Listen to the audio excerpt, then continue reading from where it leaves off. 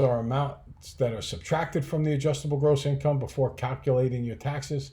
Exemptions are fixed amounts per person. So, for example, in that table, it said $36.50 in 2009, which can be claimed for yourself and each dependent. So, when my wife and I claim it, we get to deduct $36.50, or the accountant does, because I pay the accountant to do this because I don't want to mess it up for each one of us. Okay, deductions can be taken off in two different ways. There's standard deductions, and that's an amount which depends on your filing status, or you can itemize. That's what I was talking about before. As a teacher, I would itemize a lot of things. You know, as a wrestling coach, I had to buy wrestling shoes. That's tax deductible. As a baseball coach, I might have needed to buy a mitt, or I can remember buying a couple of fungo bats over the years. Those are tax deductible. If I bought a clothing that had Patchogue Medford School District on it, that becomes tax deductible. For standard deduction just, it's a one blanket amount, and you say, well, okay, if I add up everything that I'm supposed to subtract, like I might buy a $3,000 camera lens. Well, the standard deduction is only like $5,000, so I might be better off itemizing it in that case. In another year, if I don't have any camera lenses to buy, and I don't have any equipment to buy for coaching, and I don't have any union dues to travel back and forth from, then I might just be better off taking the standard deduction. Your accountant knows better, and you do whatever your accountant says.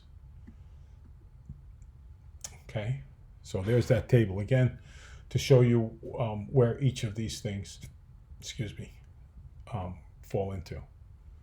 So your deductible expenditures are $3,700 for the contributions to charity and $760 for state income tax. Your filing status entitles you to a standard of $5,700, a standard deduction. Should you take the standard deduction, or should you itemize your deductions?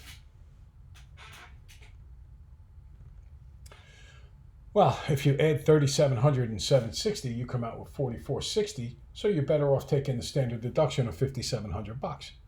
If, on the other hand, your things that are deductible added up to more than $5,700, then you would itemize. Now, our income tax rate is progressive. It's what we call the more money you make, the higher rate you pay.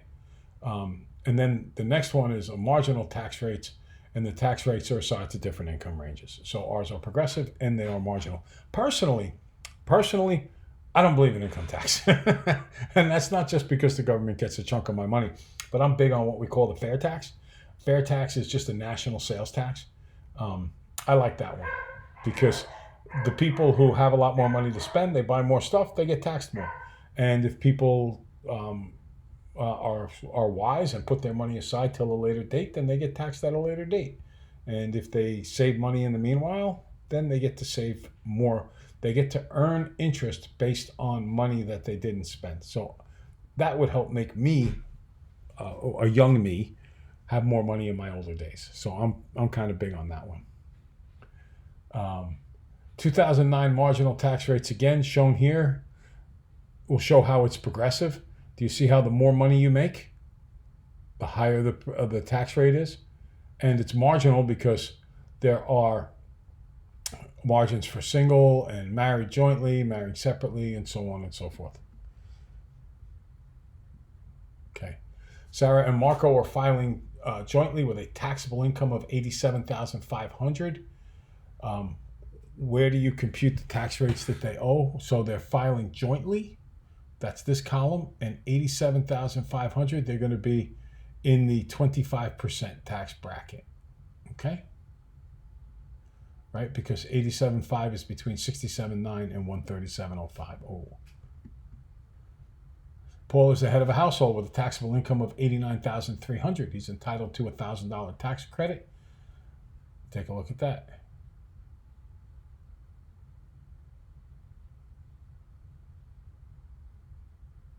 I didn't actually go through and calculate this, but I'll tell you how you should do it. He makes $89,300. He's entitled to a $1,000 deduction, so that makes $88,300.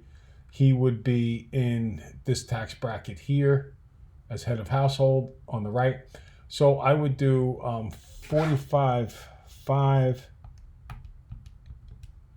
times 0.15 plus, then let's see here. He's got 88.3 minus 45.5. 88.3 minus 45.5. 88.3 minus 45.5. He has 42,800 at 25%.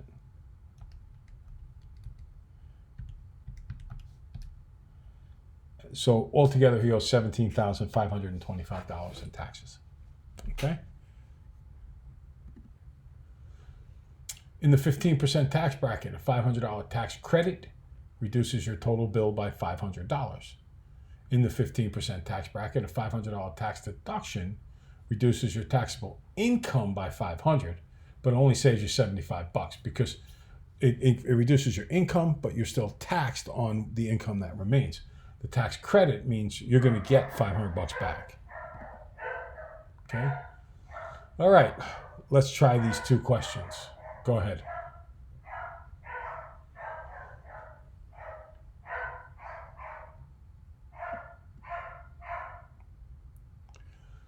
So we get Vanessa's going to get back $500 because of tax credit. That's exactly what you get back.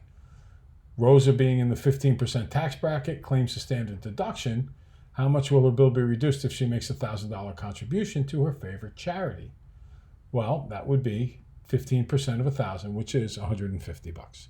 So the difference between a credit, you get the whole amount, and a deduction, you get the tax on that deduction back. All right, so that is how income taxes work. Remember, I'm not going to sit there and